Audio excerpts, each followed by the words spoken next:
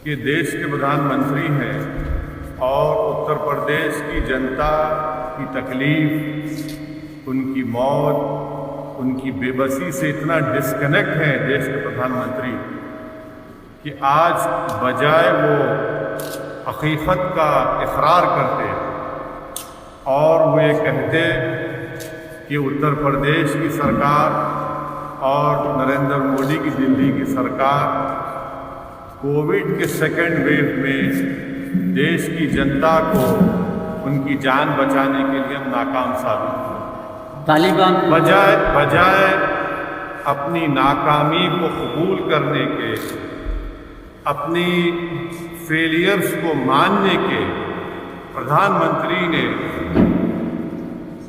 उत्तर प्रदेश में जो कम से कम 2 से 3 लाख लोग की सेकेंड वेव कोविड में जो मौत हुई है, जिनकी लाशें आपने मीडिया ने दिखाई कि पानी के ऊपर तीर रही थी, जिनकी लाशें किनारों पर निकल कर आ रही थी तो कुत्ते उनको खा रहे थे, वो मरने वालों की लाशें प्रधानमंत्री ये भूल चुके हैं कि वो किसी के बाप की थी, किसी के माँ की थी, किसी के बेटे की थी और उनकी ज़िंदगी की डिग्निटी थी। तो बड़े ही अफसोस की बात है कि देश के प्रधानमंत्री ने उस प्रदेश में आकर, जहाँ से वो वहाँ के एमपी भी हैं, वो अपनी नाकामी को, अपने स्टेट के गवर्नमेंट की नाकामी को कबूल करते, उन्होंने लाखों मरने वालों के परिवार के ऊपर नमक उस पर फेंका है। अगर वो इस बात का इकरार कर लेते कि हाँ, जो जनता ने हमसे एक्सपेक्टेशन किया था हम उस पर नहीं उतरे, तो यकीनन उन मरने वाले परिवार को थोड़ी सी राहत होती कि चलो देश का हमारा जो प्रधानमंत्री है, जिसको उत्तर प्रदेश की जनता ने इतना बड़ा बहुमत दिया, मेजॉरिटी दी, वो हमारी तकलीफ को समझता है। लखनऊ स्टेशन में पकड़े थे लोग, लखनऊ दो, उनको जमीयत उल हिंद ने सपोर्ट किया, लीगल सपोर्ट किया, क्या देखते हैं? देखिए, आप और हम इंशाअल्लाह ताला नहीं मालूम कितनी जल्दी कोर्ट उसका फैसला करेगा, मगर अगर कल कोर्ट उनको अपने फैसले में उनको बेगुनाह करार देता है, तो क्या जो मीडिया और जो मीडिया के चैनल पर जाकर लोग बड़ी बड़ी बातें कर रहे हैं, क्या वो माफ़ी चाहेंगे? ऐसे कई केसेस हैं जहां पर इनिशियल स्टेज में तो बड़ा ही रोमांटिसाइज किया जाता है, उसको बड़ा चढ़ा कर दिखाया जाता है, मगर 8 साल 6 साल के बाद उनको कोर्ट बरी कर देता है तो मीडिया में उसको आधे मिनट का भी नहीं दिखाया। तो हम इंतज़ार करेंगे, देखेंगे कोर्ट में ये कहाँ तक साबित होगा या नहीं होगा। क्या आप इस कार्रवाई को 2022 के चुनाव से जोड़ के देखते हैं? मैं आपको जानता हूँ आप कहाँ से आ रहे हैं। मैं यही बता रहा हूँ कि 2022 के असेंबली विधानसभा के चुनाव में योगी आदित्यनाथ की सरकार की गवर्नेंस की नाकामी, कोविड में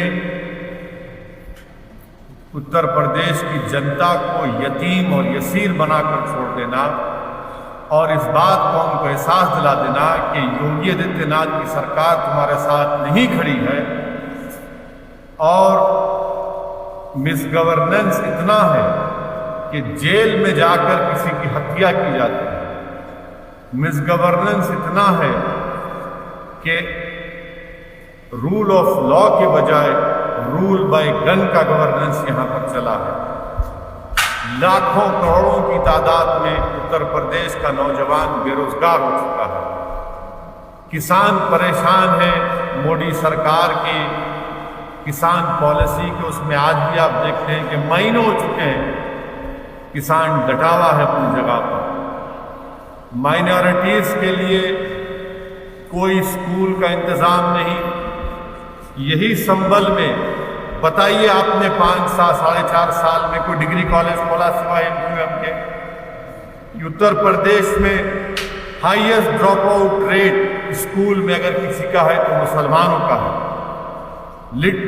लिटरेसी रेट अगर किसी का कम है तो मुसलमानों का है, और फीमेल में सबसे कम है तो मुस्लिम महिलाओं का है। ग्रेजुएशन में सबसे कम है तो मुसलमान है, PG में सबसे कम है तो मुसलमान है। क्या गवर्नेंस आपने किया? तो ये मुद्दे रहेंगे। और उत्तर प्रदेश की जनता जो उन लोगों की जानें चली गई कोविड में, जिसकी योगी सरकार उनको ऑक्सीजन मुहैया कर सकी, ना वक्त पर उनको दवाई पहुंचा सकी, ये सब मुद्दे हैं। अभी जैसे प्रधानमंत्री जी ने कहा कि जो धार्मिक यात्रा है उनको बंद कर दें 3rd वेव के मद्देनजर, लेकिन यूपी में योगी आदित्यनाथ ने कहा कि तो प्रधानमंत्री, अब जब प्रधानमंत्री की बात या तो उत्तर प्रदेश के मुख्यमंत्री सुनेंगे या नहीं सुनेंगे मुझे नहीं मालूम। जब देश के प्रधानमंत्री ये कह रहे हैं तो क्या उनका मुख्यमंत्री सुनेगा? ये तो आपको सवाल उनसे करना चाहिए, आप खामखा मुझसे कर रहे हैं। जी एक बात की है मुरादाबाद से, क्या बात है? समाजवादी पार्टी के साथ आपका गठबंधन हो पाएगा या नहीं? बोलिए। नेता कांग्रेस है, हाँ बिल्कुल तैयारी करना है। और भारत का सबसे बड़ा प्रदेश है और बल्कि सबसे बड़ा है। और अगर आप इलेक्शन के दौरान कैंपेन नहीं कर पाएंगे तो अभी से हम कोशिश कर रहे हैं। और इंशाअल्लाह ताला हम उत्तर प्रदेश में हमारे संगठन को मजबूत करेंगे। पिछले असेंबली चुनाव से बनिस्बत हमारा संगठन 70 डिस्ट्रिक्ट्स में बहुत अच्छा है। बहुत से मेरे ख्याल से कम ऐसे 80 से 100 विधानसभा थे जहां पर हमारा कम से कम 70% बूथ पर MIM पार्टी का प्रेजेंस है। और हम कोशिश कर रहे हैं ओम प्रकाश राजपूत साहब के साथ। लेकिन सर इस सबके बीच में अगर हम बात करते हैं उत्तर प्रदेश की, तो पिछले विधानसभा चुनावों में आप की पार्टी चुनाव लड़ी थी लेकिन उसका बेहतरीन प्रदर्शन नहीं था। इस बार क्या और भी छोटे दलों को, क्योंकि ओम प्रकाश राजपूत की पार्टी के साथ गठबंधन हो गया है, और भी छोटे दलों से बातचीत होगी क्या? उसमें आम आदमी पार्टी का भी नाम है, क्योंकि चर्चा बहुत सारी। देखिए, मैंने तो जनाब ओम प्रकाश राजभर साहब की बात को रिटीरेट किया और फिर कर रहा हूँ कि उन्होंने कहा कि हम दूसरे पॉलिटिकल पार्टी से अलायंस के लिए तैयार हैं। तो वो हमारे कन्वीनर हैं, वो बड़े हैं, वो इस सवाल का मुझसे बेहतर तरीके से जवाब दे पाए। लेकिन सर आज भी वो नजर नहीं आया, जबकि आप लोगों ने ना। देखिए, आज के प्रोग्राम में ये तय हुआ था कि हम आएंगे। आइंदा फिर प्रोग्राम है कानपुर कालाबाद का और मुख्तलिफ उत्तर प्रदेश के मुकामात पर हम जाएंगे। साथ में प्रधानमंत्री अपने आप के पापा हैं, उसको देखिए मैं नहीं जोड़ रहा। उत्तर प्रदेश की सरकार ने पॉपुलेशन के ऊपर लॉ कमीशन ने अपना एक पेपर दिया है और राय मांगी। हमारी पार्टी की तरफ से भी उस राय को हम अपने लिखकर लॉ कमीशन को उत्तर प्रदेश सरकार को भिजाएंगे। और हमारा मानना ये है कि जो TFR रेट है, अगर हम 2000 की पॉपुलेशन पॉलिसी को देखेंगे तो बगैर कोर्शन के, बगैर ये सो कॉल्ड इंसेंटिव्स के, अगर मैं गलत ना कहूँ तो 3.2 से वो घट करके 2018 में 2.2 पे आ गया। कैसे आया? फोकदो की पॉलिसी से आया या फिर अब इंसेंटिव या फिर लोग डराने से आया। दूसरी बात यह है कि मोदी सरकार ने दिसंबर 2020 को सुप्रीम कोर्ट को एफिडेविट लिखकर दिया, जो बीजेपी के बहुत बड़े नेता डाले थे कि 2 चाइल्ड का नॉर्म बना दिया जाए, जिसमें मोदी सरकार ने कहा, मैं अंग्रेजी में पढ़ देता हूँ, international experience show that any coercion to have a certain number of children is counter productive and leads to demographic distortions.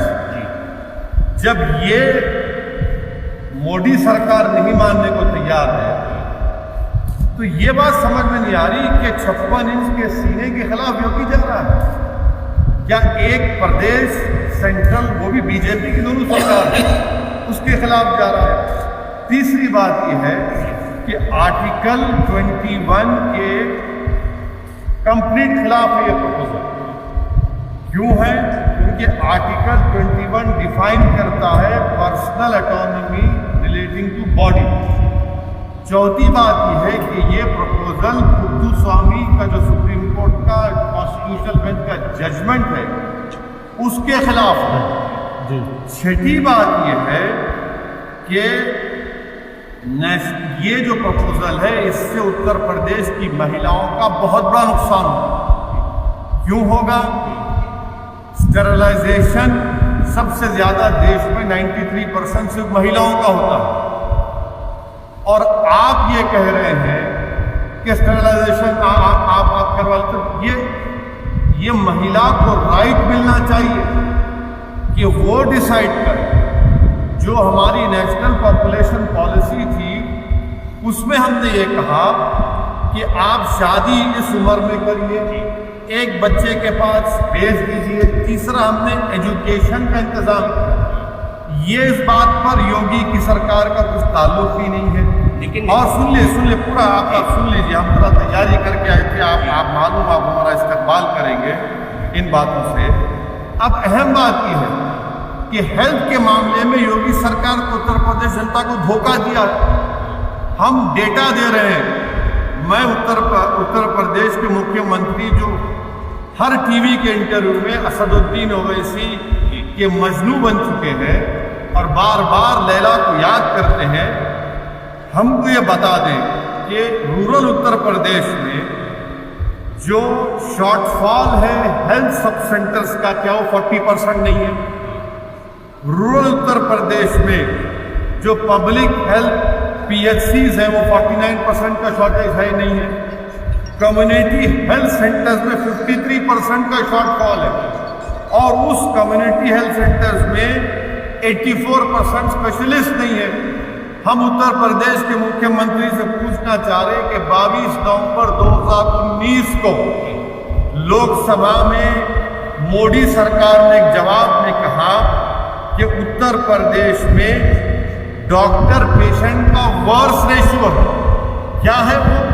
कि सैंक्शन स्ट्रेंथ जो है 4509 डॉक्टर्स की है और सिर्फ 1344 काम कर रहे हैं और आप कह रहे हैं कि पॉपुलेशन कंट्रोल करेंगे। लेकिन सर सुनिए प्रधान और प्रधानमंत्री जिससे आपको बड़ी मोहब्बत है, देश के प्रधानमंत्री जरूर हैं, मोहब्बत करना कोई जरूरी नहीं है किसी प्रधानमंत्री से, आप उनके खिलाफ भी बोल सकते, संविधान कहता है। सुनिए, जुलाई 1 को देश के प्रधानमंत्री ने कहा था कि इस देश में demographic dividend presents huge opportunity. Demographic dividend क्या है? 15 साल से लेकर 59 ईयर्स तक ये वर्किंग पॉपुलेशन पूरे विश्व में किसी के पास की जो भारत में है।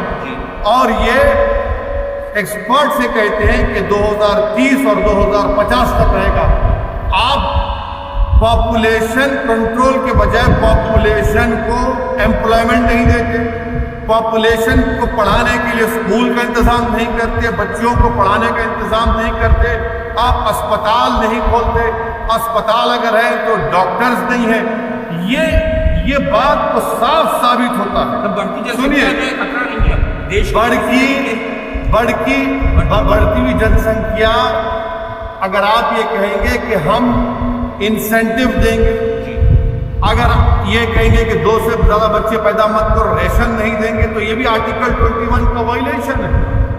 और ये प्रपोजल से एक्सपर्ट्स ने कहा कि महिलाओं का डिजर्शन होगा, एबॉर्शन होगा। अगर मालूम हो जाएगा कि बच्ची है किसी के, हमारी बहन के मां के पेट में, एबॉर्शन होगा। ये एक्सपर्ट्स की राय है। आप आपके पास डेमोग्राफिक डिविडेंड है, आप उसको देश को स्ट्रेंथन करने के लिए क्यों इस्तेमाल करें? पूरे विश्व में भारत में ही डेमोग्राफिक डिविडेंड है। आप सुनिए मेरी बात। नीतीश कुमार कह रहे हैं कि लोगों को जागरूक सुनिए पॉपुलेशन को आप, जो आपके पास एक ताकत है पॉपुलेशन, उसको स्ट्रेंथ बनाइए ना, आप कमजोरी बना रहे हैं। इसलिए बना रहे हैं कि आप 7 साल के अरसे में आपने नौकरियों का वादा किया था 15 लाख, वो झूठा साबित हुआ। आज उत्तर प्रदेश का नौजवान बेरोजगार उसका मुकद्दर बन गया। महिलाओं को आप पढ़ाने का इंतजाम नहीं करते। ये चीजें, और एक बात सुनिए आपके इत्मीनान के लिए, भारत का पॉपुलेशन स्टेबलाइज हो जाएगा, ये एक्सपर्ट्स ने कहा है 2030 में। अब आपको किसकी जरूरत है? पॉपुलेशन को स्ट्रेंथन करने की जरूरत है, पॉपुलेशन को रोजगार देने की जरूरत है, महिलाओं के लिए चिकित्सा की जरूरत है, अस्पताल की जरूरत है। ये तो एंटी वुमेन स्टेप है। नीतीश कुमार भी इस बात का जिक्र कर रहे हैं कि जी वो उनसे पूछ लीजिए, वो भी तो उनके अलाई हैं, वो भी तो बिहार के एक सीनियर चीफ मिनिस्टर है। अगर वो बात कह रहे तो सुनना चाहिए ना। फिर आप सुप्रीम कोर्ट में क्यों डाले रिप्लाई कि हम 2 चाइल्ड नॉर्म के खिलाफ हैं? तो ये इनकी नाकामियों को छुपाने के लिए, उत्तर प्रदेश के नौजवानों की आंखों में धूल झोंकने के लिए उत्तर प्रदेश की महिलाओं को एक और धक्का पहुंचेगा।